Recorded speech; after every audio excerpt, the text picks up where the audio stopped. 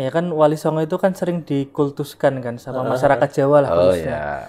Nah itu digambarkan bahwa Wali Songo itu kayak punya kesaktian, terus punya kemampuan-kemampuan yang di luar nalar gitu loh kalau Di luar standar manusia gitu ya. Nah kan sering diceritakan seperti itu. Nah sebenarnya gimana sih sebenarnya Wali Songo itu, makna Wali Songo bagi masyarakat Jawa itu? Karena beliau itu sering, kalau saya baca statusnya beliau itu sering menyampaikan tentang beberapa karomah para wali. Tidak hanya Wali Songo, tapi juga wali-wali yang ada di luar sana. yang di lain Timur juga. Tengah, ya. Wali santri, wali ya, tadi Mas Aldi sudah nyinggung dari awal. Kalau bisa soal karomah itu pasti tidak masuk akal. Pasti tidak masuk. Kalau masuk akal nggak namanya karomah, itu normal-normal aja. Biasa. Biasa. Ketidakmasuk akalan sebuah peristiwa itu bukan berarti nggak masuk akal. Kadang akal kita yang belum menerima logika kejadian itu. Keramat itu faktanya ada. Kalau malah tadi konsekuensi tidak meyakini keramat itu sama dengan tidak meyakini mukjizat. Wong itu satu pola yang sama, cuma kepemilikannya yang berbeda. Makanya karena ada tadi ya, ada kode etiknya. Kalau mukjizat itu diperlihatkan, memang itu sengaja diperlihatkan. Iya, sebagai bukti kenabian. Tapi kalau karomat itu disembunyikan kode etiknya.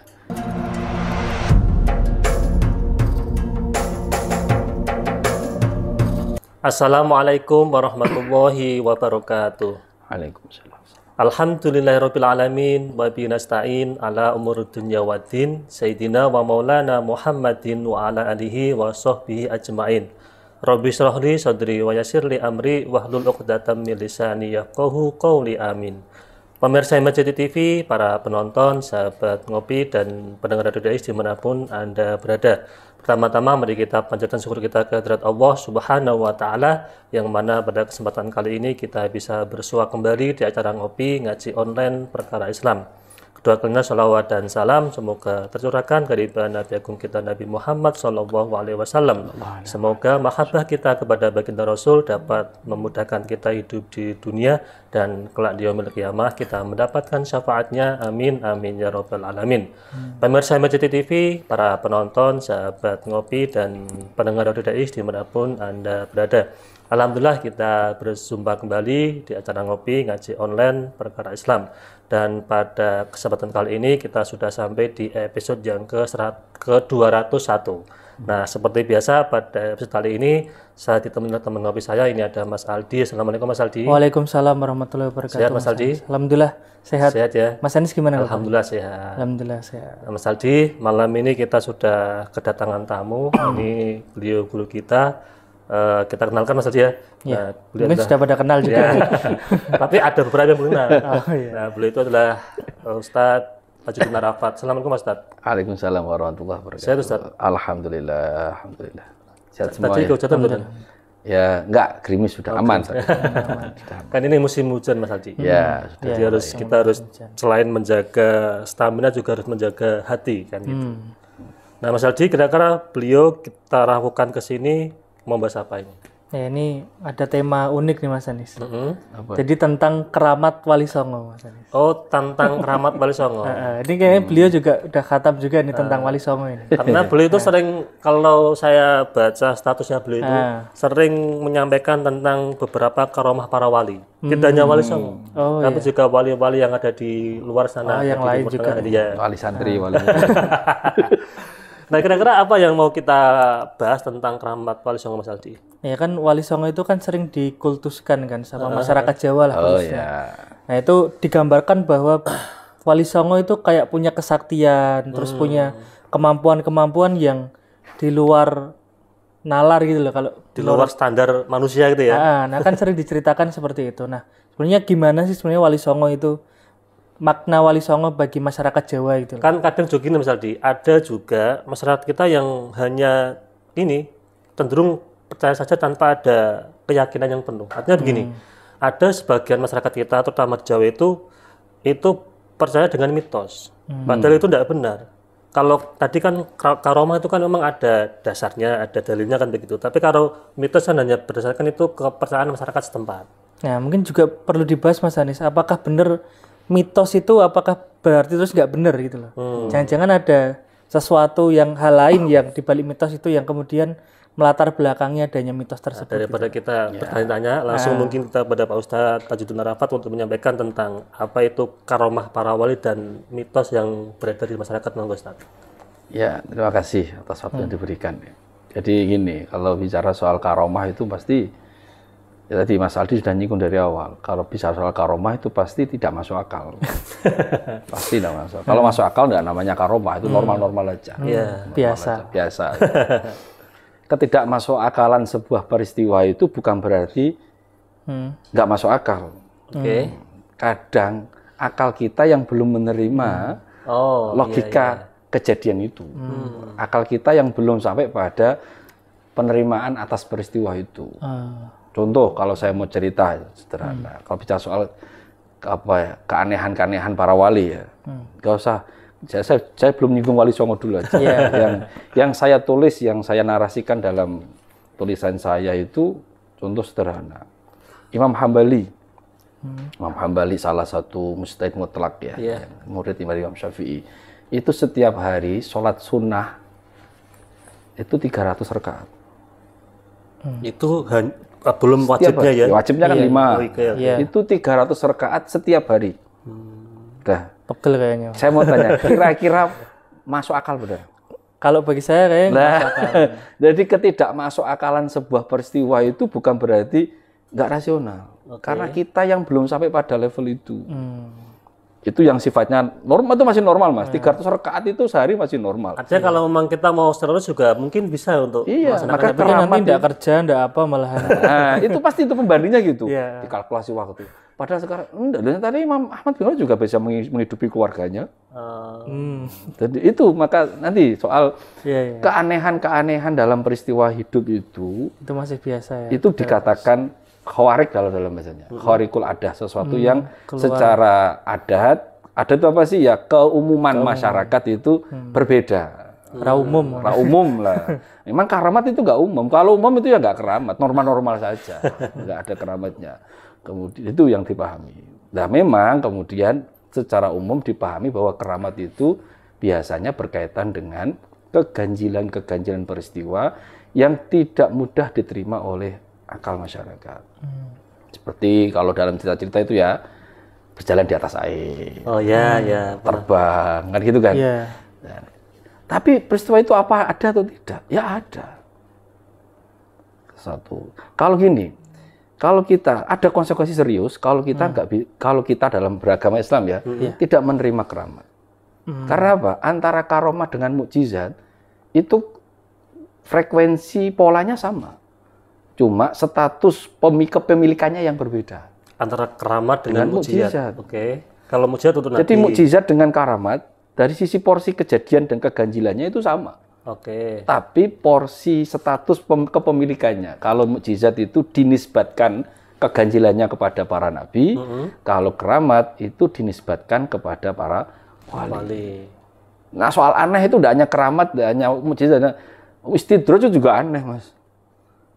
Gimana? Orang nggak pernah sholat, muslim tapi nggak pernah sholat, nggak pernah doa, sugih. Itu juga bagian dari keganjilan kan. Buat kecurigaan kita, itu mesti pesugihan atau yang lainnya. Lepas dari itu bahwa itu ada keganjilan juga. Atau mungkin kayak orang itu kerjanya nggak jujur, terus jahat, tapi kok malah kaya sugih gitu kan. Makmur. Nah itu, maka ada namanya istidraj, ada namanya karomah, ada namanya mukjizat. Di level keganjilannya, peristiwanya sama. Peristiwa sama ya? Tapi dimensi kepemilikan kejadiannya itu yang berbeda. Kalau gini Ustaz, kan biar kita meluruskan dulu tentang apa itu. Kalau mukjizat itu untuk para nabi. Kemudian karomah untuk para wali. Para wali kekasih Allah, para ulama. Istidraj itu untuk siapa? Untuk mereka yang ingkar kepada Allah, untuk mereka yang merasa dirinya nyaman, ya seakan-akan tanpa Allah itu dia sudah bisa kehidupan. Istidraj itu orang Jawa itu artinya diluluh.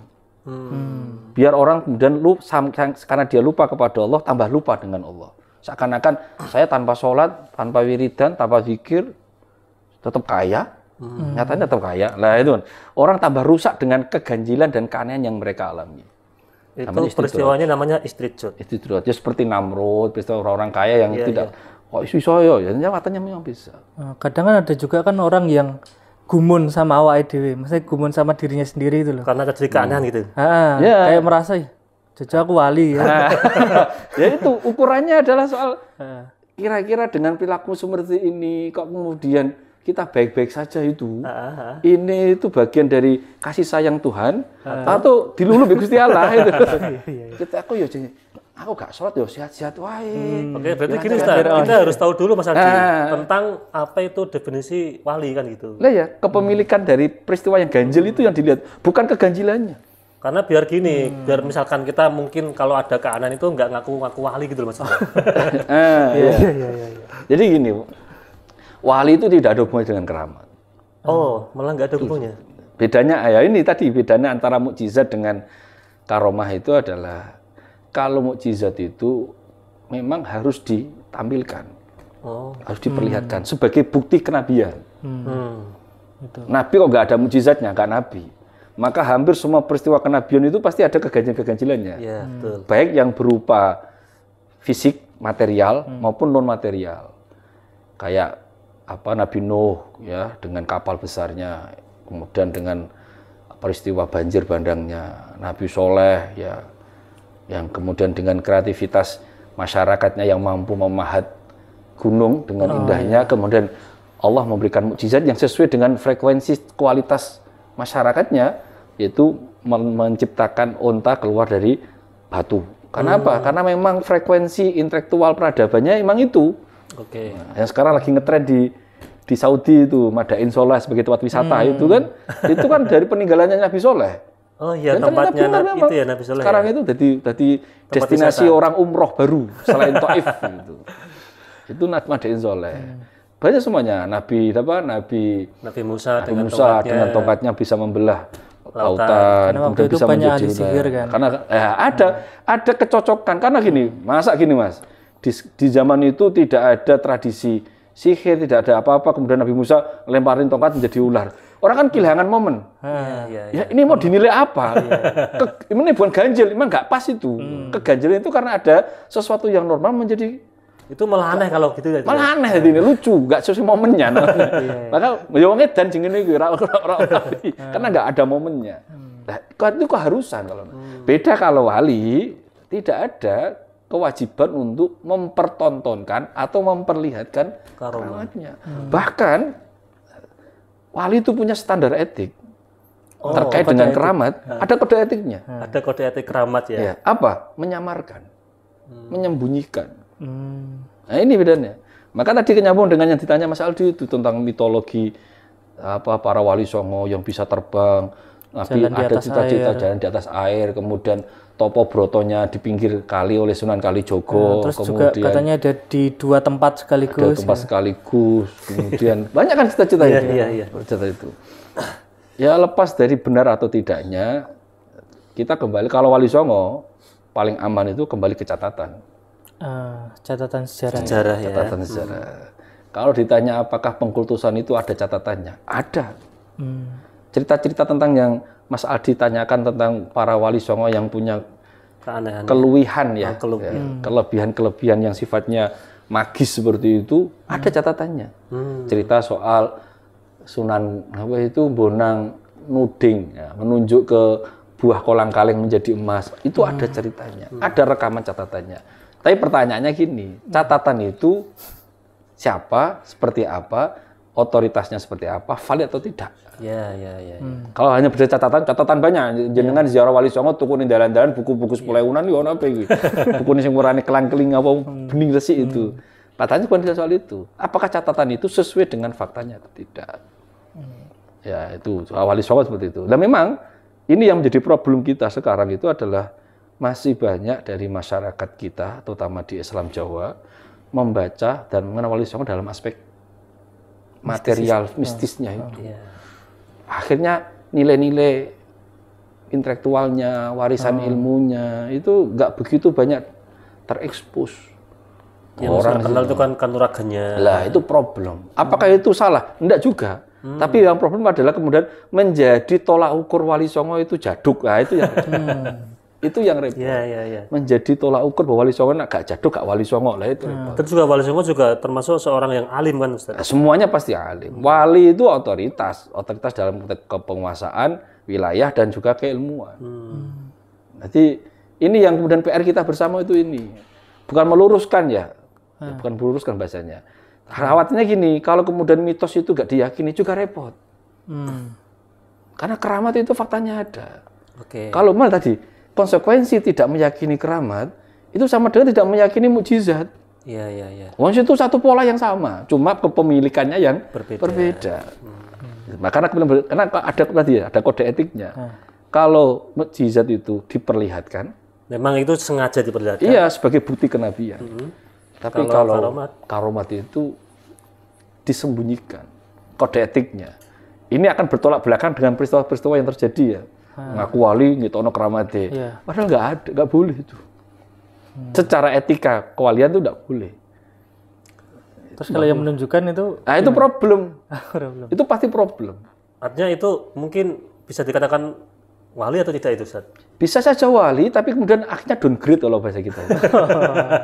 Iya. Akhirnya dia downgrade. Karena gini, dan itu, ini saya ngomong seperti ini karena kaidah kewalian memang seperti itu di semua literatur tasawuf. Contoh banyak orang mengkritik. Ada contohnya diantaranya Abu Yazid Bustami. Pernah ditanya oleh santrinya dengan seorang wali yang bisa terbang dari sana ke sini dan seterusnya. Jawabannya Abu Yazid Bustami, kalau seperti itu masih kalah dengan burung. Dia tanpa zikir, tanpa wirid, tanpa apa, secara natural dia bisa terbang sendiri. Kalau dia hebat itu adalah dia bisa terbang dari nafsunya ke Allah, itu baru bisa hebat. Itu bahasa kritikannya seperti itu. Abu Abbas Al-Mursi itu muridnya santri kinasinya Syekh Abdul Hasan Asyadili. Dia adalah guru kedua tarekat Syadiliyah setelah mursyid utamanya Syekh Abdul Hasan Asyadili. Juga sama. Kalau orang hanya bisa melipat bumi, dia biar dalam sekejap dari ujung timur ke ujung barat. Itu nggak ada apa-apanya, itu bisa. Yang paling hebat adalah ketika dia bisa melipat dirinya dari nafsu menuju Tuhan. Jadi ukurannya itu semuanya adalah amal soleh, ketaatan dan yang lainnya. Tapi kenapa Ustadz ketika kita ngomong tentang karomah para wali, kemudian dunia mistisnya tanah Jawa itu kan, kenapa kok Jawa itu identik dengan cerita-cerita yang tadi, mohon maaf, ada mitos, ada karomah, macam-macam itu? Cita-cita supranatural. Dunia spiritual itu ya? Ya karena emang dunia timur itu seperti itu, beda dengan dunia barat. Tradisi timur itu, tradisi mistis itu kental. Tradisi, tidak hanya di Islam, hampir semua agama-agama timur itu tradisi mistis itu kental. Dan memang menjadi, kalau di daerah Jawa itu memang menjadi kayak prasyarat kewalian. Maka kenapa tradisi jaduk anorga itu pasti ada. Untuk apa? Untuk memberikan pemahaman konsepsi masyarakat Jawa. Yang namanya pandito, guru pandito, itu tidak hanya paham soal agama, tapi juga harus jaduk. Maka memang itu menjadi satu paket ya untuk dakwah ke masyarakat Jawa. Loh, jenengan Jawa mek modal ilmu tak ya dilepeh, Mas.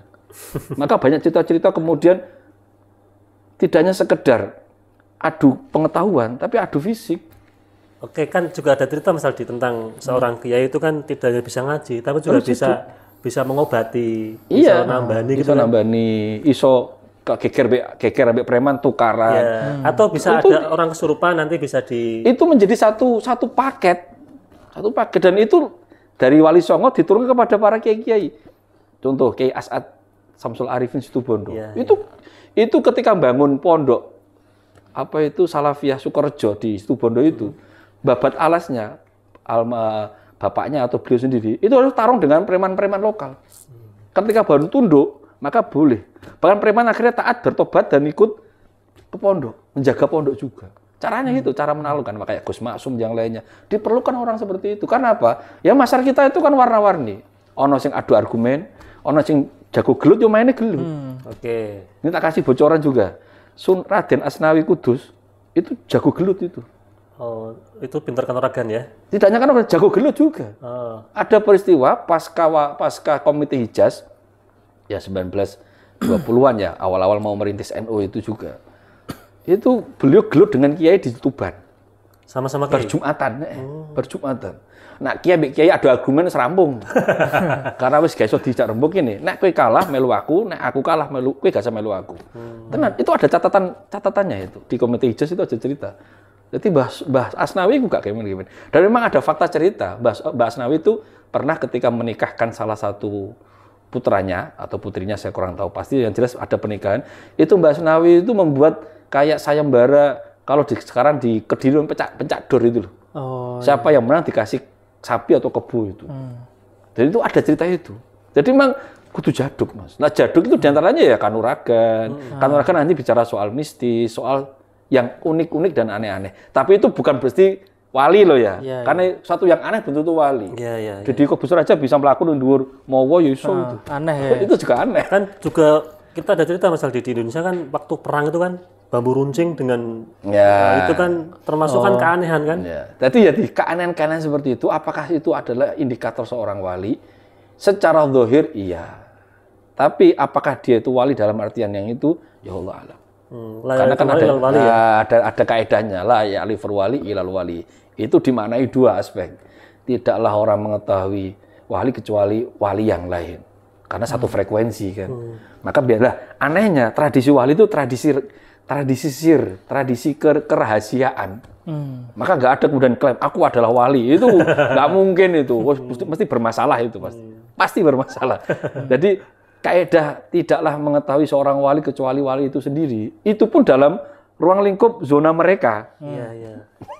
Circle mereka. Circle mereka nggak bisa kemudian klaim-klaiman itu nggak bisa. Ketika saya mengatakan, oh Mas Anies itu wali. Jadi saya wali toh kalau desa itu Mas Anies. Kan lucu toh. Kan jadi lucu, nggak bisa. Tapi bisa dikatakan gini enggak, Ustaz? Jadi kayak karomah terus dan sebagainya yang disebut aneh tadi ya. Itu bisa jadi ilmu yang mungkin belum bisa dipahami oleh masyarakat yang gampangnya ada tingkatan di bawahnya. Misal kayak ginilah. Orang-orang yang misal jenengan S3 terus yang kuliah tingkat tinggi lah. Kan kadang masyarakat bawah ketika mereka ngobrol kan juga nggak paham. Apakah hampir seperti itu? Maksudnya gambaran mudahnya gitu. Iya, paham. Memang kenapa kemudian keramat itu di dalam tradisi keuangan itu harus diminta untuk dirahasiakan? Karena apa? Ya karena tadi penerimaan masyarakat itu khawatir kemudian beralih kepada suka pada keanehannya, lupa pada warisan ilmunya. Dan prosesnya beliau sampai ke sana itu nggak mudah itu loh. Karena orang lihat wah pinter maca sembarang laduni. Orang laduni perang-perang tahun di Cina soalnya. Jadi konsepnya di sana. Yang harus dihati-hati itu memang itu. Jadi keanehan dan keganjilan itu menjadi satir ya. Pengalihan. Hijab tuh ya. Maka dalam bahasa Abu Yazid itu menjadi iltifat, pengalihan diri kita. Akhirnya kemudian kita suka main itu, lupa kepada yang beri. Nah, maka nanti dalam kaedahnya kewalian dalam tasawuf itu al-karamah haidur rijal. Keramat itu haidnya para wali. Aneh tuh. Jadi dianalogikan seperti haid. Keramat itu seperti haid. Haidnya perempuan itu ya? Iya. Haid itu gimana sih? Natural. Jadi wali itu pasti punya keramat. Iya. Karena itu menjadi bagian dari anugerah Tuhan. Karena dia kekasih. Kekasih itu pasti dikasih keistimewaan oleh yang kekasihnya. Itu pastilah. Dari sekian teman-teman yang di sini kemudian kan ada orang yang mungkin membedakan karena senang dan sayangnya. Pasti itu natural. Nah, di sisi ini itu seperti itu para sufi mengatakan itu. Nah, karena dia seperti haid itu kan nggak boleh sholat ya. Kalau kita nggak hati-hati, maka bisa memalingkan kita kemudian jauh dari Allah. Fokus kepada pemberiannya, lupa kepada yang memberi. Wah, itu paling risiko. Contoh apa ya? Kita nyuwun sewu, kita dengan orang tua. Kalau sudah dikasih, ele wong tuane ora. Lumrah Bu, Pak, njaluk laptop. Untuk laptop kira-kira ele wong tuane apa ele laptop? Laptop. Itu problemnya kewalian itu. Lah, tapi nggak bisa ditolak. Aneh toh? Karena itu pemberian. Karena pemberian, nggak bisa ditolak. Tapi kalau diperlihatkan, ngisi-ngisi nih, Mbak. Nyuwun sewu ketika ada perempuan, aku head, cito-cito. Isin ora? Isin. Orang punya head itu cenderung disembunyikan apa diperlihatkan? Disembunyikan. Nah itu Pak. Maka para wali itu nggak suka karomah. Itu yang dinamakan kode etik para wali. Karomah tadi ya. Nggak suka memang. Orang wali itu nggak suka keramatnya diketahui. Banyak cerita wali kemudian diketahui keramatnya, mintanya apa? Minta mati, sudah nggak nyaman di dunia dan seterusnya. Saya ada cerita, ini cerita dari guru saya almarhum Mbah Kiai Ma'mun Ahmad Kiai Kudus. Ketika saya masih sanawi, untung saya masih ingat cerita itu. Mbah Kiai Ma'mun Ahmad itu ngaji mondok di Termas Pacitan di masa ya Mbah Yai Dimyati. Ya, Mbah Dimyati. Mbah Dim itu adiknya Syekh Mahfud Termas. Mbah Kiai Dimyati itu adiknya Syekh Mahfud Termas. Itu masyhur dicerita di sana. Jadi nanti ditakyin sama kalau dia punya jaringan Termas tanya aja, enggak tahu apakah cerita itu juga di sana ada atau enggak. Itu gini, satu saat ceritanya itu yang cerita Mbah Yai Ma'mun itu Mbah Dim itu napeh beras, tahu napeh ya? Yeah. Napeh orang kalau mau masak itu kan berasnya dibersihkan dari mungkin kotoran, kutu atau dari kulit-kulitnya yang masih tersisa itu kan napeh beras. Ketika beliau napeh membersihkan berasnya itu, lama-kelamaan dilihat oleh Mbah Dim itu kok menguning. Jadi seperti kayak biji-biji emas. Oh. Mbah Dim itu ya? Mbah Dim. Ya. Mbah Dim Yati loh ini ya. Apa yang dilakukan Mbah Dim Yati? Mbah Dim nangis. Dengan sederhana bilang, ya Allah saya tidak minta ini. Saya minta beras. Mboten usah Gusti. Saya minta beras. Nyoba mana Mas Anis, Mas Aldi. Kantong mana kantong gitu kan? Tambah terus ya. Ini berapa gram ini? Mana kawet di mental wali ya ini. Ganti mental. Karena apa? Itu soal mindset. Oke. Soal mindset. Problem kita itu melihat keganjilan dari keganjilannya. Tapi para wali ketika dia punya keganjilan, dia nangis. Ingat sama yang... Enggak, saya enggak mau ini. Khawatir terlena, iltifat dia. Terlena dengan itu, kemudian lupa kepada yang memberi. Oke, kan itu gini, peristiwa. Kalau itu kan wali yang sebenarnya kan. Iya. Kalau begini, ada keanehan, tapi sebenarnya keanehan itu datang dari makhluk lain di luar manusia. Itu kan ada Mas Aldi ya? Ya, minta bantuan jin. Ya, itu bagaimana Ustaz? Bahkan para wali songo juga ada yang berhubungan dengan yang Nyi Roro Kidul itu kan. Atau mungkin dengan jin-jin lain lah itulah ya. Misalnya gitu. Kalau dikaitkan dengan berhubungan itu ya normal-normal saja. Dalam artian normal gini, kan memang mereka dulur kita yang lain tuh. Iya. Dulur kita yang lain. Kalau kemudian dikatakan aneh, memang dimensi sudah berbeda. Dialog antara manusia dengan alam jin itu dimanapun ada. Dan itu masyhur. Jin aja bisa belajar dengan Rasul langsung kan. Di aspek itu normal-normal saja. Kalau soal minta bantuan atau saling ya pasti akan khawatir karena apa? Dimensinya berbeda dengan dimensi kita. Itu. Jadi soal intinya gini, kita harus soal memahami keramat itu harus hati-hati. Hati-hati dalam gini. Kita tidak boleh berlebihan dalam dua sisi. Harus di tengah. Jadi ulama itu mengatakan untuk menyikapi tentang keramat itu ada 3. Ifrat, tafrid, hikmah. Apa itu Ustaz? Jadi tidak boleh tidak percaya sama sekali. Tidak boleh percaya sangat. Yang penting hikmahnya. Oke. Karena kejadian seperti itu yang diambil adalah pelajarannya, bukan kejadiannya. Peristiwa Nabi Musa membelah lautan. Itu bukan soal hebatnya Nabi Musa membelah lautan, bahwa memang Nabi Musa dibantu oleh Allah. Berarti tidak berhenti terhadap orang yang punya karomah. Iya, kembali kepada orangnya bukan karomahnya. Kok iso ngono jadi enake ya urip ya. Kan begini Mas ya, kadang saya tuh memandang ada beberapa orang itu begini. Ada orang itu yang fanatik terhadap seorang wali, bahkan seorang guru, karena guru itu punya kelebihan. Itu namanya ifrat itu. Over, oke. Kan jadi fanatik buta. Akhirnya itu padahal di dalam Quran surat Yusuf itu apa ya? Allah itu memberikan kisah-kisah itu untuk ibrah. Ibrah liulil albab.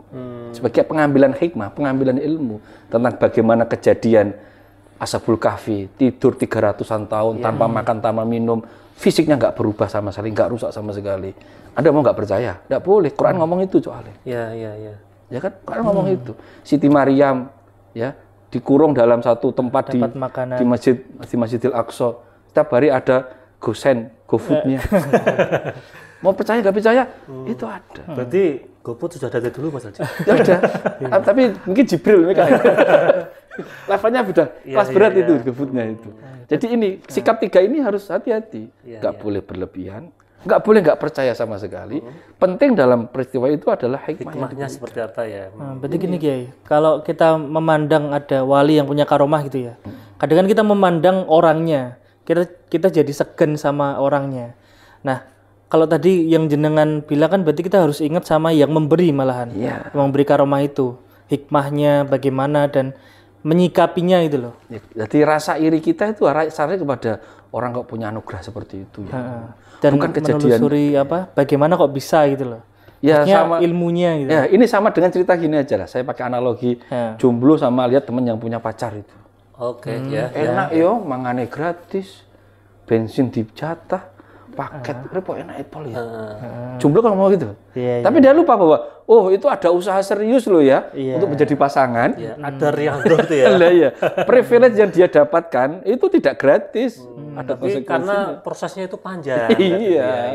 Jadi itulah. Jadi saling melihat bukan dari peristiwa dia menikmati sesuatu, tapi bagaimana kita bisa mengambil seperti apa yang dia rasakan ketika mendapat kenikmatan itu. Nah, Ustadz, ini menarik tentang bagaimana kita harus benar-benar tahu tentang karomah para wali, kemudian kita tidak berhenti di yang punya karomah, tapi yang memberi karomah. Yang memberi karomah harus kita tahu. Nah, Ustadz, sebelum kita lanjut, kita akan jeda iklan yang melewati. Oh iya, monggo.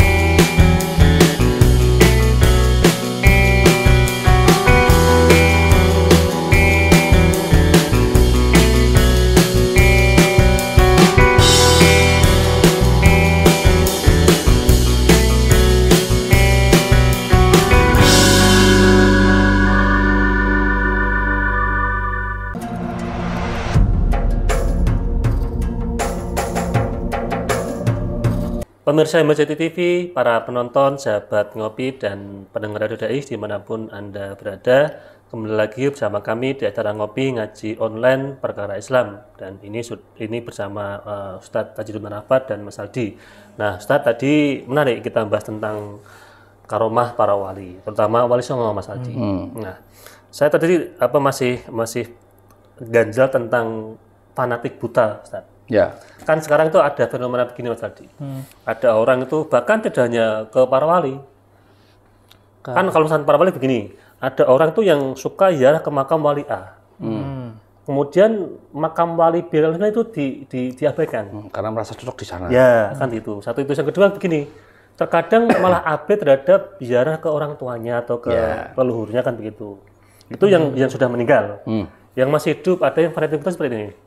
Ada murid itu fanatik terhadap guru, sehingga apa-apa yang keluar dari gurunya, entah itu perkataan atau perbuatan, itu dianggap semuanya benar. Padahal itu kalau menurut kode etik tadi itu nggak benar. Nah, itu bagaimana, Ustaz? Oke. Jadi tadi ya saya mengatakan menyikapi keramat itu atau keganjilan-keganjilan itu ada 3. Ada ifrat, ada tafrid, ada hikmah. Ada yang ifrat, ada yang over, fanatik, jadi muhibbin. Terus pokoknya apa yang dilakukan keganjilannya oleh orang itu dia terima aja mentah-mentah. Terus pokoknya kayak aku keren, kayak aku wali, iso mabur, tolong dino rak turu, atau apapun istilahnya. Kan orang tolong dino gak turu kan masuk keganjilan lu ya. Itu gak normal itu keganjilan itu. Anggap aja itu keren dan gak sakit gitu loh. Sakit. Di sisi aspek itu yang nggak bagus. Dalam arti nggak adalah karena fokus titiknya pada keanehannya itu saja. Padahal bukan itu yang dicari dalam keramat. Lah, mohon maaf terkadang kemudian yang diklaim gurunya itu nyaman di zona itu. Yang punya karamat tadi. Diklaim nyaman bahwa wah akhirnya fanatisme buta terjadi.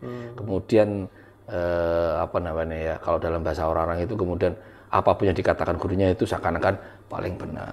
Maka di manaqib Syekh Abdul Qadir sudah berpesan itu bahwa hati-hatilah kamu ketika berinteraksi dengan orang. sebelum berinteraksi pastikan apakah perilaku orang itu sesuai dengan Quran atau hadis sunnah Nabi. Supaya ketika kamu suka kepada orang itu, suka karena sesuai dengan aturan Quran dan hadis. Kalau nggak suka karena aturan Quran dan hadis. Bukan karena kecondongan dirimu saja, hawa nafsumu. Itu kalau dalam ke ini ya, karena fanatik buta kan nafsu ya. Itu malah sama dengan yang pesannya wasiatnya Mbah Kiai Turehan Kudus itu. Ojo kagetan, ojo gumunan, kabeh kuwi ditimbang kanggo mizanus syar'i. Jangan kaget, jangan gumunan, jangan heranan, karena semuanya itu harus ditimbang dengan mizanus syar'i, timbangan syariat. Berarti syariat penting sekali saja. Ya kontrolnya para wali yang quote and quote yang merasa kemudian pede dengan keramatnya kan syariat. Tadi Abu Yazid Bustami mengatakan itu, Junaid Al-Baghdadi mengatakan itu. Tidaklah orang kemudian bisa terbang, bisa ini kecuali diukur dengan syariatnya gimana. Kalau syariatnya nyambung, itu keramat. Kalau nggak nyambung, dukun gue. Oke, itu paranormal gue. Syariat. Tolak ukurnya syariat. Semua, hampir semua tasawuf, karena kewalian itu bicara soal tasawuf ya, standarnya adalah syariat. Ibarat tangga itu kan harus runtut ya. Iya. Jangan langsung ke hakikat gitu ya. Enggak. Ada proses yang harus. Lah, berlebihan fanatiknya itu karena dia melupa bahwa itu adalah hadiah, bukan tujuan. Oke. Tapi juga yang kedua, tafrid. Enggak percaya sama sekali. Itu jangan. Enggak masuk akal ini. Wah, ini ngawul ini tahayul ini mitos ini. Enggak bagus juga. Karena apa? Tanpa sadar, kalau kita kemudian tidak percaya itu, Allah sendiri yang juga melakukan itu. Di Quran tadi Siti Maryam saya contohkan. Ashabul Kahfi saya contohkan. Mukjizatnya para nabi itu kan keanehan semua, tidak sesuai dengan sunatullah yang ada dalam ini. Tapi maka kalau kita nggak hati-hati, kemudian apatis atau bahkan skeptis ya, nggak percaya sama sekali dengan itu juga bahaya. Karena apa? Seakan-akan kita meniadakan satu aspek, yaitu qadarullah. Oh iya, betul. Selain sunatullah yang berjalan dalam sistem semesta ini, ada juga qadarullah. Dan Allah itu yadullah fawqa aydihim. Tangan Allah ada di atas tangan-tangan kita semua. Allah mau apapun terserah Gusti Allah. Bahkan itu juga mungkin kita bisa merasakan itu. Iya. Tidak hanya mungkin tadi karamat para wali, tapi juga kadang kita kalau misalkan mau benar-benar taat kepada Allah, dekat dengan Allah juga ada anugerah dari Allah kan. Iya. Maka ulama semuanya sepakat, para wali, para sufi sepakat bahwa al-karomah khairun min al-istiqomah khairun min alfi karomah, yaitu keramat yang tertinggi itu adalah istiqomah dalam syariat Allah. Keramat tertinggi itu adalah istiqomah dalam syariat Allah. Zaman sekarang, Mas, orang bisa taat, sholatnya sergep, apik, ora dzalimi wong. Itu keramat, Mas.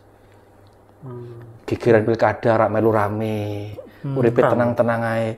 Itu keramat, Mas. Itu lebih keramat daripada orang yang bisa kemudian dari sini duduk di MAJT kemudian sampai di Paragon 2 menit. Itu enggak. Itu jin iso, Mas.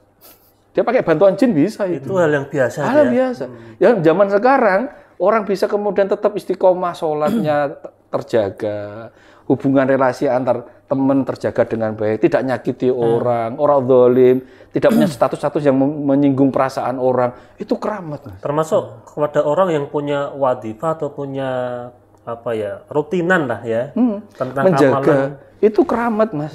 Orang yang istiqomah itu keramat. Maka keramat apapun nggak penting. Maka tadi saya mengatakan bahwa keramat itu tidak menjadi tidak menjadi penanda utama dari kewalian seseorang. Bukan berarti orang yang nggak punya aneh-aneh itu nggak jadi wali. Enggak. Jadi istiqomah tadi termasuk keramat ya? Sangat keramat. Nah, makanya ini Mas Anies juga keramat. Istiqomah ngopi. Ngopi itu istiqomah ngopi ya. Istiqomah ini. Jadi itu orang sekarang sulit, Mas, untuk bisa menjaga itu. Karena berat sekarang itu ya istiqomah. Iya. Loh, karena orang yang dagang normal itu ya soalnya sakarape dhewe. Naga nyindir statusnya wong. Ya kan normal aja nyindir statusnya wong, rasani tonggo itu dagang kenormalan itu. Tapi orang bermasalah kan. Jadi kan sesuai zamannya ya, Ustaz. Lah waktu itu kok para wali itu kemudian zamannya karomahnya seperti itu tuh kira-kira mulainya dari mana? Benar, sesuai dengan zamannya. Karena kenapa Wali Songo seperti itu? Karena konstruksi masyarakat Jawa saat itu yang dinamakan pandito, pandito itu ya yang dituakan soal agama, itu juga jaduk, juga punya kanuragan. Itu misalkan artinya sebelum para wali masuk ke Jawa atau gimana? Ya, dia harus menyesuaikan dengan dakwahnya itu. Karena ruangnya seperti itu. Ya kayak wayang itu kan. Kan nggak mungkin dakwah kemudian majelis bersolawat itu nggak ono. Sementing wayangan medianya. Itu keramat karena dia bisa menyesuaikan momentumnya. Nah, saya teringat ada satu makalah ya dari seorang tabi'in. Namanya Imam Mutarrif bin Abdillah Syekhir itu. Dia mengatakan bahwa uqulun nas ala qadri zamanihim. Intelektual orang, akal orang itu tergantung sesuai dengan kadar zamannya. Kalau enggak, ya akan keanehan itu harus sesuai dengan kadar zamannya. Nyoba ya, mohon maaf, andekan ya, kemudian dia punya lorong waktu, Wali Songo kali Jogo kemudian pegang tablet atau HP, nggak nyambung, nggak bisa diterjemahkan. Tapi kali Jogo kemudian megang wayang, dia bisa buat lakon wayang, Dewaruci menjadi inspirasi orang kemudian berpikir tentang konsep ketuhanan, relasi manusia dengan Tuhannya. Orang itu namanya keramat. Ya. Artinya punya kelebihan gitu ya. Kelebihan. Atau mungkin gini ya, Ustaz. Misalkan contoh begini, saya analogikan begini. Perjuangan dulu para pendahulu kita, para guru-guru dengan perjuangan kita, para murid itu beda kan? Beda wasilahnya. Beda wasilahnya. Yang diperjuangkan sama. Yaitu menegakkan syariat Allah. Tapi caranya beda. Ya, wasilahnya yang berbeda. Lah keramat itu sesuai dengan konteks wasilahnya sendiri itu. Contoh, sama-sama pakai inilah. Sekarang media digital dikembangkan. Tapi kenapa yang sana itu baru 1 bulan, 3 bulan, tapi sudah sangat aktif dan ini. Kalau nggak keramat nggak bisa itu. Yang lainnya cuma seadanya masalah. Maka sesuai dengan kompetisinya sesuai dengan momentumnya. Lah contohnya masalah ya, zaman Wali Songo, ya perangnya pakai keris, tapi Wali Songo juga pakai bedil. Ya nggak fair tuh namanya itu. Nggak sesuai dengan momentumnya. Maka logika keramat itu pasti akan sesuai dengan momentum masanya. Logika keramat itu sesuai dengan momentum masanya. Maka Wali Songo juga harus jaduk. Cerita-cerita banyak Sunan Bonang itu kemudian berdakwah sampai harus melawan para pandito-pandito yang jaduk-jaduk, memang harus dilatih.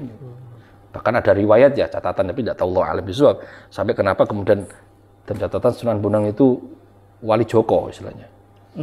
Kenapa itu? Karena sampai nggak menikah karena ketika perang melawan orang-orang di daerah Kediri itu, para pandito-pandito yang sekte saya lupa namanya itu, yang salah satu ritualnya adalah makan daging manusia itu, perang sampai kemudian bisa menghilangkan kejantanannya Mbah Sunan Bonang sehingga beliau nggak menikah itu. Ada riwayat seperti itu. Gus Dur itu juga pernah menceritakan soal seperti itu. Meskipun ada versi yang lain Sunan Bonang juga menikah, Allah alam ya. Tapi intinya adalah ada konsekuensi serius dari perlawanan seperti itu. Rasul juga harus menyesuaikan Quran sesuai dengan faktanya, karena Quraisy itu adalah dunia sastra, maka Quran harus muncul dengan nuansa sastra. Tapi bukan kitab sastra, tapi nuansa sastra menjadi wasilah untuk itu. Untuk memahami Al-Quran. Ya, lah, tingkat korelasi seperti ini itu, maka kayak peristiwa-peristiwa orang pencucian uang sampai itu kayak Dimas Kanjeng. Nah, karena mental kita materialisme, lihat uang banyak, yo khilaf lah. Kayak tadi ya, nambah beras tadi ya. Itu problemnya situ. Tapi intinya gini, keanehan yang sifatnya material ya, khisiah indrawi, itu pasti orang Jawa itu nyelimurke itu apa ya? Menyamarkan, memalingkan diri kita kalau nggak hati-hati. Kalau nggak kita benar-benar menjaga betul keimanan kita ya. Kan juga ada cerita gini Mas Aldi. Ada beberapa orang itu sering sowan ke makam para wali itu, tapi karena ada ritual khusus. Misalkan contoh pengen sesuatu itu? Ya, pengen jaduk atau apa itu kan. Kemudian ditemuni sama Mbah Wali katanya begitu. Nah, kemudian dikasih sesuatu itu Ustaz. Nah, apakah juga itu bagian dari kita melanjutkan estafet keramat wali atau apa itu? Enggak, kalau saya enggak, itu beda ya? Beda konteks lah. Memang ada dunia-dunia spiritual seperti itu, tapi saya belum bisa mengonfirmasi apakah yang datang itu seorang wali itu atau jin biasa. Iya. Kan jin, malaikat itu kan salah satu keahliannya kan bisa mereplika toh. Ya, bisa ngembo-ngembo ya. Ngembo-ngembo orang Jawa itu. Allah alam kalau soal itu alam. Apakah yang benar yang ngasih itu adalah wali itu atau enggak? Pertanyaan sekarang adalah kita belum pernah melihat wajahnya Kak Wali Songo masalah. Iya.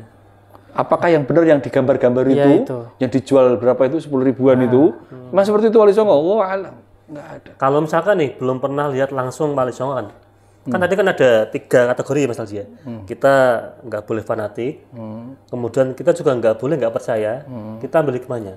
Bagaimana sikap kita sebagai anak muda terhadap Trita Wali Songo itu, Ustaz? Karena kita Nah, ini PR kita bersama. Maka kita sekarang mulai melatihlah membaca Wali Songo itu bukan dalam aspek yang supranaturalnya. Dan bukan pula kemudian menafikan Wali Songonya karena alasannya tidak punya literatur apa. Enggak, kita aja yang enggak sadar bahwa Wali Songo itu mengemas ajarannya sesuai dengan kadar masanya. Nggak mungkin Wali Songo qala Rasulullah, nggak ada, kitabnya aja nggak ada. Apa ulama dulu orang tua kita itu baca kita baca Fathul Qorib itu kan juga enggak. Meskipun Fathul Qorib sudah ada mungkin. Di zaman Wali Songo yang namanya kitabnya Ibnu Hajar Al-Haytami itu sudah ada. Sunan Kudus itu hampir satu masa dengan Ibnu Hajar Al-Haytami. Kitabnya Suyuti Tafsir Jalalain sudah ada zaman Wali Songo itu. Tapi kan apa ngaji Tafsir Jalalainnya enggak juga. Tapi apa? Wali Songo itu kemudian reformulasi ya, mensarikan ajaran itu dengan ya keramatnya Wali Songo apa? Dibahasakan Jawa. Bahkan ada banyak simbol-simbol tuh ya. Simbol-simbol. Kan kayak orang mau masuk masjid ada itu ya kolam padusan, ada kolamnya. Itu simbol tentang bahwa masuk tempat suci itu harus suci, harus bersih. Itu bahasa-bahasa simbol. Nah, orang Jawa kan mainnya itu. Nah, berarti itu. Wali Songo waktu itu gamanya kan katanya nggak ada karena nggak ada kitab. Berarti kan Wali Songo di situ bukan mewariskan kitab kan, tapi lebih ke falsafah hidup. Falsafah hidup. Ada kitab tapi ya karena kita kurang pilih aja nggak tahu. Sama kan ada juga kan tembang-tembang yang dibuat oleh para Wali sunan. Songo. Ada tentang Macapat itu ya, ada Megatro nanti dan seterusnya. Iya, ada semua. Bahkan ambil contoh gini, saya kan nanti sedikit promo ya. Saya nulis juga dalam artikel itu di Alif Edi tentang relasi Tombok Hati dengan antara Sunan Bonang dengan ulama di daerah Malabar India, kakeknya Syaibatul Mu'in itu. Ada hubungannya, sama literaturnya, pembacanya juga sama. Jadi yang kita harus percaya sekarang itu warisan-warisan tutur para wali. Ajaran-ajaran tuturnya seperti saya pernah neliti tentang Muria ya. Muria itu punya punya ajaran tentang pagerono omahmu kanthi mangkok. Pagarilah rumahmu dengan mangkok. Apa itu maksudnya, Ustaz? Pagar itu kan pembatas ya. Rumah dengan mangkok. Mangkok itu apa? Tempat makan. Apa? Ya berbagi dengan tetangga. Kalau kamu kalau rumahmu nggak pengen dilompati, nggak pengen diganggu, ya berbagi dengan tetangga. Kira-kira rumahnya di depan taruh mangkok. Gitu. Itu yang mungkin yang sulit bagian amal sekarang ya. Itu kalau dipikir-pikir, apa ajaran apa itu? Itu ajaran Nabi Sunnah Rasul. Tentang apa? Memuliakan tetangga, memuliakan tamu, jangan sakiti tetangga. Kita punya ajaran di hadis Nabi, kalau kamu memasak kuah dilebihkan agar tetangga kamu kasih. Lah, kan nggak mungkin kemudian Sunan Muria, qala Rasulullah ning hadis Bukhari Muslim. Bukhari Muslim ki sapa iki? Kan bingung tuh. Wis inilah, omahmu pageri mangkok. Apa sih? Ya ana barang luweh didumke ning tangga. Kan secara langsung kan aman rumahnya. Iya, itu kan hadis Nabi. Itu namanya living, menghidupkan Islam dengan sesuai dengan konteks masyarakatnya. Dengan lokal wisdomnya. Dengan lokal wisdomnya. Kan wama arsalna min rasulin illa bil ghati qaumihim. Allah itu mengutus rasul ya, tidak lain kecuali dengan bahasa kaumnya. Berarti juga bid'ah dong, Ustaz. Kreasi bid'ah hasanah tapi. Bid'ah hasanah. Seperti cerita kayak Sunan Derajat itu di makom ada tulisan ya. Wene tongkat marang sing utuh. Itu bagian dari apa? Ajaran agama lah.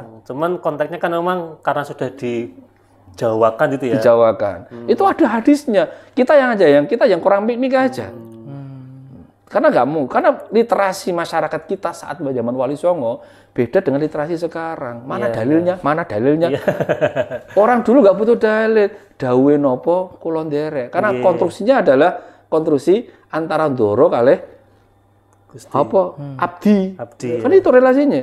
Maka kenapa para Wali Songo itu tidak hanya sekedar orang alim, tapi juga punya otoritas status sosial tinggi. Semua Wali Songo itu punya generasi, punya jalur bangsawan juga. Jalur bangsawan semua. Maka Wali Songo itu bukan karena 9. Itu kenapa? Kan ada yang mengartikan itu nanti beberapa makom itu. Ada salah satu karya yang bicara soal Wali Songo itu diantaranya ada karya dari cucunya Sunan Giri namanya Sunan Prapen. Ya, Sunan Prapen. Sunan Prapen itu makomnya itu kalau dari Giri itu ambil kiri. Jarang turono mesti. Pernah tapi nggak tahu jalannya. Kalau ke Giri pernah kan. Dia membuat catatan ya. Tapi itu sudah disalin oleh siapa lupa namanya itu. Ada namanya wali sana tulisannya itu. Wali sana. Wali sana. Tulisannya itu wali sana. Sana berarti itu diantara sono. Nah, itu orang sekarang terjemahnya gitu. Itu catatan lumayan awal terkait dengan Wali Songo. Jadi wali sana itu kalau dalam catatan Sunan Marben itu tidak 9, 8. Malah 8. Karena kata sana itu bukan Songo. Sana. Wali itu wali ya. Wali. Kekasih Tuhan. Waliullah. Pandito, waliullah, guru agama.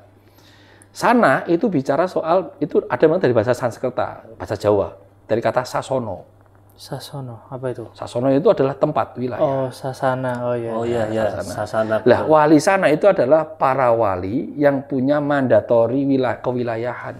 Jadi di zaman itu. Punya wilayah masing-masing gitu ya. Ada levelnya wali itu, ada wali Madya, wali Ngajeng, wali Wingking. Oh. Jadi wali Ngajeng itu wali yang mempunyai kewilayahan dengan istilahnya jung. Jung itu ya kayak kakak bahasa kita. Berapa ya? 1000 atau berapa jung? 1000 kakak atau ada wali tengah itu sekitar 500-an atau berapa. Kemudian jadi tingkat kewilayahannya. Jadi bukan jumlah 9-nya. Contoh wali pertama itu ya kayak Maulana Ishaq, ya Ibrahim Asmoro Konti. Jadi kenapa para wali itu diidentik dengan namanya, dengan nama tempat? Nama tempat. Sunan Ampel karena memang di Ampel. Sunan Giri karena wilayahnya di Giri. Sunan Kudus karena wilayahnya di Sunan Muria. Sunan Muria karena wilayahnya di Sunan Muria. Jadi ada levelnya mereka. Jadi saya punya itu baru tahu otoritas wilayah masing-masing. Tidak hanya sekedar waliul ilmi, tapi juga waliul amri. Jadi atau mungkin masalahnya mungkin jadi kayak semacam apa ya? Cagaknya wilayah itu ya? Iya. Jadi Sunan Kudus itu tidak sekedar waliul ilmi, wali pengetahuan agamawan, tapi juga waliul amri, punya otoritas kewilayahan di Kudus. Memimpin juga ya. Sunan Kudus itu wali Ngajeng, yang kewilayahannya itu sampai 1000 jung, jadi besar. Nah, wali itu tahu posisi. Nah, wali ini kelas wali kecamatan, gak usah gawe masalah be wali kabupaten. Itu levelnya beda. Nah, maka saya itu akhirnya tahu bagaimana konflik Demak antara Sultan Hadirin dengan Sunan Kudus ya. Perebutan tahta pasca Trenggono itu. Karena ternyata Sultan Hadirin itu kan mantunya Trenggono. Itu levelnya wali Ngajeng. Yang punya kewilayahan sama dengan Sunan Kudus. Maka berani, kalau dalam bahasa kita berani berhadapan-hadapan versus. Karena tingkat kewaliannya sama, kewilayahannya sama. Nah, saya baru tahu kenapa kemudian Sunan Muria itu kemungkinan bukan wali Ngajeng, mungkin wali Madya atau wali Wingking.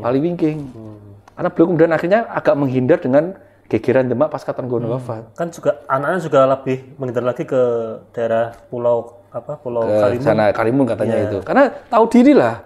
Yang konflik itu doro-doro. Itu ajungan-ajungan ya. Itu memang harus porsi itu. Nah, levelmu jadi kiai ranting misalnya. Ono gegeran yang kecamatan apa level kabupaten geger dungokno wae. Sejarah kewe lah. Kan apa kayak melu urun mikir ya belum mesti diterima, kayak melu geger belum mesti digatekno. Ini penting Mas Aldi ya untuk tahu porsi ini ya. Tahu kan orang sekarang kan orang nggak tahu porsi ya. Sekarang ada geger di Jakarta atau di pusat. Yang dirantai ikut rame. Itu nah wali itu tahu porsi. Maka kemudian peristiwa konfliknya itu terukur dan terbaca. Maka kenapa kemudian Aryo Penangsang itu di backup oleh Sunan Kudus.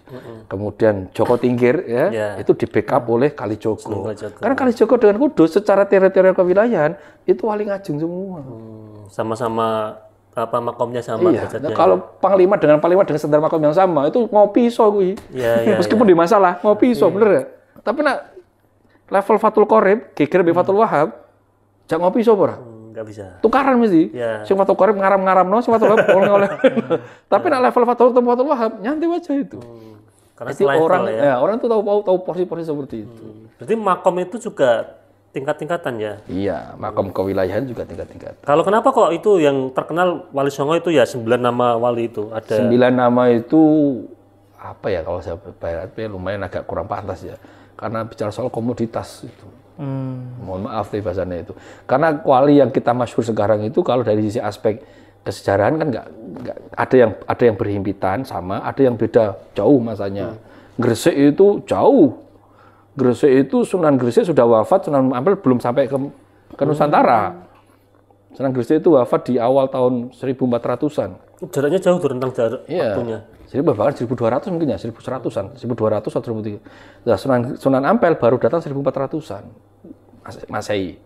Jadi rentang waktunya jauh. Ada yang satu muka satu. Tapi kalau Ampel, Giri, Bonang, Demak, ya, Faten Fatah sampai Kalijogo, sampai Kudus, sampai Gunung Jati yang lainnya, itu hampir satu pola masa. Satu masa itu ya. Satu masa. Berarti semua zaman itu ya Mas. Ya, maka kemudian ada sebagian para peneliti mengatakan bahwa Wali Songo itu ada grade-nya ya. Wali angkatan pertama, angkatan kedua. Jadi kayak dewan itu. Karena memang dia tidak tunggal. Karena saya suka kadang gini Mas Aldi. Kalau kita belajar tentang Wali Songo ya. Kan Sunan yang Gunung Jati itu kan. Itu kan punya cerita sendiri tuh. Yang mungkin polanya beda dengan yang ada di beberapa wilayah di Jawa kan. Iya. Kalau Gunung Jati itu keren, tidak hanya wali, raja dia itu.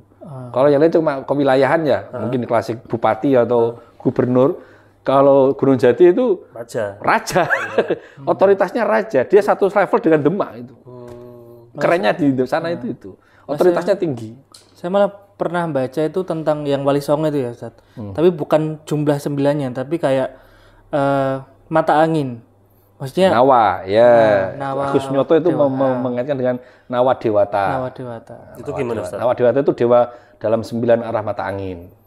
Nah, tradisi Jawa kemudian memberikan simbolisasi kepada para penggawanya, panditonya dengan Wali Songo. Simbol sanga itu Songo adalah Nawa Dewata itu. Nah, berarti apa ada hubungannya dengan tadi pembagian wilayah? Kan itu juga mata angin kan juga berkaitan dengan wilayah dan tempat gitu loh. Kalau mata angin berkaitan dengan soal spiritualitas tentang kosmologi lebih Jawa. Kebatinan ya. Kebatinan kosmologi Jawa bahwa ada 9 arah mata angin dijaga oleh para dewa. Bahwa keislaman Jawa itu dijaga oleh 9 mata angin kewalian. Nah, gitu loh. Jadi ini soal sugesti spiritual. Iya. Berarti makom kewalian atau makom kewalian. Jadi 9 itu harus ada penjaganya. Kayak kalau dalam bahasa tadi kita punya wali badal itu ada 7. Kalau ini wafat diganti, harus ada penggantinya. Seperti itu. Jadi ini soal spiritualitas, level spiritualitas. Bukan bicara soal kewilayahan, teritorial itu. Enggak. Termasuk gini juga saja. Atau mungkin saya analogikan begini. Kalau Nabi yang wajib atau Rasul yang wajib kita imani kan ada 25. Tapi kan kalau kita ketahui beberapa literatur Nabi itu kan ribuan ya. 124.000. Nah, kan atau jangan-jangan juga konsep itu dipakai di Jawa. Wali Songo tadi. Yang 9 itu yang jadi mungkin tadi ya. Ya, bisa. Kan bisa lebih dari 9 kan. Memang lebih dari 9 karena konsepnya ketika model seperti itu kelembagaan, maka ketika ada regenerasi. Ada wali level pertama di masa itu adalah Ibrahim Asmoro Kondi, Jumadil Kubro, Maulana Ishaq, kemudian ada yang mengatakan Sunan ini di Tuban itu ya Allah siapa? Kiai Sunan Bonang. Bukan. Ada lagi yang lebih senior.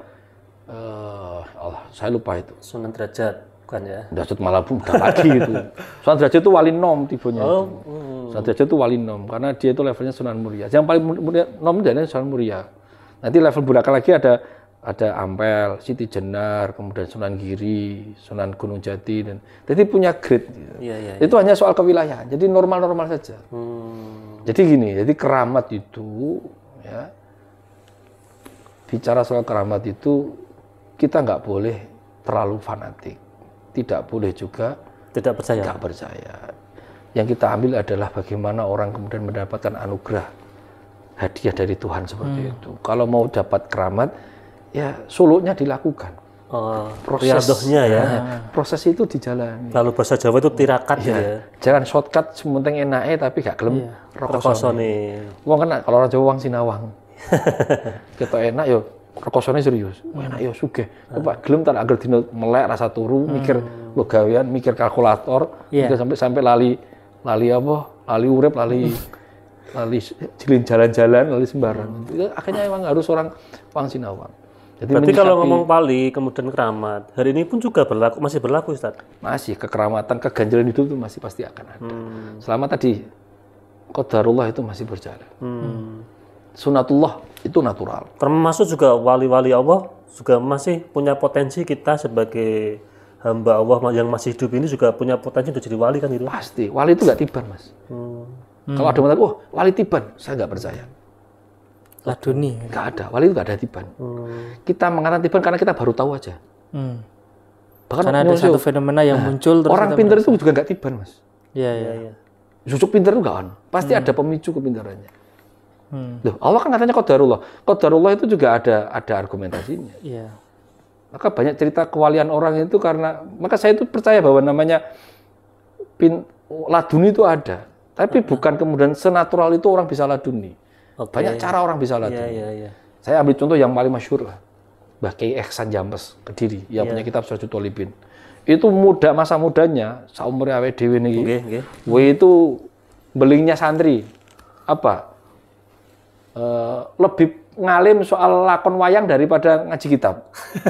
Jadi anggar bengi itu lenggene wayangan ya. Wayangan. Nah, wayangan itu dengan apa sih? Ya, ono judi, ono sing model keplek, ono nak minuman mungkin enggak lah. Sampai level kayak itu. Apa? Ya nombok itu loh. Zaman aku masih kecil itu ada itu yang ndok apa ditombok untuk ndok 5 nebak-nebakan itu. Jadi beliau dunia seperti itu malah dinikmati daripada dunia santrinya. Sampai pada satu masa dia diajak ziarah ke buyutnya di daerah Ponorogo, daerah Pacitan. Ponorogo kata-kata. Diajak mbah putrinya untuk ziarah ke buyut-buyutnya. Mbahnya putri itu ngomong ke makamnya mbah buyutnya itu. Niki lho mbah putune jenengan Ihsan. Wadadane angel, gelem ngaji ngene. Dilaporkan sama mbahnya. Ya, mbahnya ada komunikasi ruh kan istilahnya. Bon tersanjung enggak apa-apa gitu. Cerita beliau itu suatu saat malam itu mimpi ditemui oleh orang ya kayak kiai itu, ya itu dia. Kemudian kiai itu nggawa watu. Kowe nek gak gelem ngaji, tak antem nggawa watu iki. Habis itu bangun kemudian sadar mau belajar jadi alim. Jadi belajar dulu. Iya. Kan enggak tiba-tiba langsung ngalim karena kitab itu ada. Ternyata secara teori ada. Oke. Namanya akal maurus. Apa itu, Akal maurus itu ini yang saya mengatakan bahwa keramat maknawi itu lebih keren daripada keramat hisiah ya, mat indrawi. Akal maurus itu adalah orang benar menjadi berubah dari nakal menjadi baik. Karena apa? Karena doa orang tuanya, doa guru-gurunya. Yang masyhur cerita itu soal keramatnya Mbah Kiai Umar Muayyad Solo. Santrinya Mbah Munawir itu, Mbah Kiai Umar Muayyad Solo. Itu pernah ada satu cerita, ini Gus Mus juga cerita soal ini. Ini cerita masyhur. Jadi saya mungkin bolehlah cerita soal ini, masyhur soalnya. Dan Mbah Umar sudah sido kan. Jadi suatu saat Mbah Umar itu meminta kepada santri, lurah pondok atau mungkin bagian keamanan pengurus untuk menceklis ya santri sing paling beling sampai sirap meh beling. Jadi dengar itu kan, ditatuti. Nah, bagi Aldi Chandra, Anis itu ya. Anis paling dhuwur. Paling beling. Stadium 4 beling. Sampai yang rencana mau beling, misalnya kasarnya ngono. Diceklis itu. Lah pengurusan bahagia, wah cocok ini. Mungkin Mas Anis itu senior apa tak tazir gak penak. Terus biar urusannya yai. Lah pengurus itu keamanan, wah semangat catat semua itu, semangat semua. Stoknya ke yai, niki yai. Oh yes, matur suwun. Udah 1, 2, 3 hari ditunggu oleh pengurus. Ini eksekusinya apa ini? Pengurus benar. Kok gak ada panggil untuk kita eksekusi? Dan akhirnya sowan Pak pengurus. Mempertanyakan itu tentang catatan itu kelanjutnya pripun ya. Lah napa? Lah terus kula ngelis niku kan kula nenggone ditakjir apa sedaya. Loh, sing pengen nakjir sapa? Itu Mbak Yoma. Lah kok mboten ditakjir terus dalam napa itu? Untuk apa itu? Catatan itu. Aku iku angger bengi tak Fatihah siji-siji. Orang yang tadi masuk list catatan tadi. Sapa nyono kefutuh Gusti Allah. Sapa nyono kefutuh Gusti Allah. Kita masuk masalah itu ya. Nah, itu ceritanya Gus Mus ketika cerita itu di satu forum. Beliau cerita itu di satu forum di pondok pesantren yang sedang haflah Khatmul Quran di pondok itu. Nah, ketika Gus Mus cerita soal itu, list itu, beliau selesai duduk di samping pengasuh pondok itu. Beliau itu menang dan nangis. Ditanya Gus Mus iki lha apa? Kula nggih mlebet ing catatan niku. Itu namanya keramat maknawi. Keramat maknawiatnya itu barokahnya guru. Akal maurus, akal yang diwariskan dengan cara doa-doa. Maka terkadang nyuwun sewu, kita kok kemudian kaget dengan tadi, kok aku dadi ngene yo. Iya, tadi mungkin ya ada beberapa peristiwa yang kita kok kaget. Saya merasa logika hidup saya itu kok gampang banget gak nyambung dengan kondisi saya sekarang. kok enak yo. Tapi kok enak. Jangan ada akal maurus yang sampai pada diri kita. Oke. Allah sayang kita karena Allah lagi sayang kepada kekasihnya, dan jenengan itu dikasih oleh kekasihnya Allah. Iya. Akhirnya mendapat limpahan keramatnya itu, doa-doanya. Artinya kalau masalahnya kita punya orang dalam tuh ya. Iya. Dan itu Rasul juga sama. Peristiwa Taif itu Rasul mengamalkan ini. Allahumma hdi qaumi fa innahum la Gusti ampun disiksa, ampun diantemi Gusti. Mangkelah hati di wong apik. Itu namanya akhirnya orang Taif semuanya menjadi orang muslim. Oke. Nah, ini menarik Ustaz. Itu keramat yang bagus. Ya, artinya kita kalau ngomong keramat misal atau apalagi para wali itu kan enggak ada selesainya. Ini karena sudah dikode Ustaz. Jadi harus kita bersambung. Tutup ya. Nanti kita sambung lagi di lain episode ya. Insya Mungkin Allah, ada closing statement bagi tema malam ini tentang karomah para wali Ustaz, monggo. Ya, untuk terkait dengan keganjilan dalam kehidupan kita, satu hal yang harus dipahami bahwa pesannya tadi para wali, para ulama, pesannya 3 hal ya, bahwa keganjilan dalam dunia kita itu ada, dan itu natural sekali menjadi bagian dari konsekuensi keyakinan kita kepada Allah. Allah memang membuat ritme kehidupan itu natural, namanya sunatullah. Tapi di selain Allah juga punya kehendak mandiri yang Allah bisa kapanpun dengan kun fayakunnya bisa merubah orang menjadi baik dan seterusnya. Tapi yang jelas keramat yang istimewa itu bukan karena perpindahan orang bisa satu tempat ke tempat yang lain, orang bisa jalan di atas air, orang bisa jalan di atas udara. Tapi keramat yang paling istimewa adalah orang yang dari nakal menuju kepada Allah, dari orang yang nggak mau tobat sampai mau tobat, orang yang bisa mau merubah dirinya, itu orang keramat yang paling itu merubah kondisi yang paling istimewa. Maka kita nggak boleh berlebihan dalam menanggapi keramat, dan kita juga nggak boleh apatis dan skeptis dengan keramat, karena semuanya itu kehendak Allah. Yang paling penting dalam kehidupan kita adalah mengambil hikmah, mengambil pelajaran dari anugerah Allah yang diberikan kepada para kekasihnya. Yang perlu kita iri bukan keramatnya, yang perlu kita iri adalah bagaimana Allah memberikan anugerah kepada mereka dan bagaimana cara mereka mendapatkan anugerah dari Allah Subhanahu wa taala. Itu saya kira ya. Oke, terima kasih Ustaz sudah memberikan banyak ilmu kepada kita semua, terutama tentang dunia para wali, Mas Aldi. Mas Aldi ada tambahan untuk Cukup ya? Iya, para wali. Pemirsa MCT TV, para penonton, sahabat ngopi dan pendengar Radio dimanapun Anda berada, demikian ngopi pada episode kali ini. Saya selaku host, semoga banyak salah, banyak hilaf, mohon maaf yang sebesar-besarnya. Akhirul kalam, assalamualaikum warahmatullahi wabarakatuh.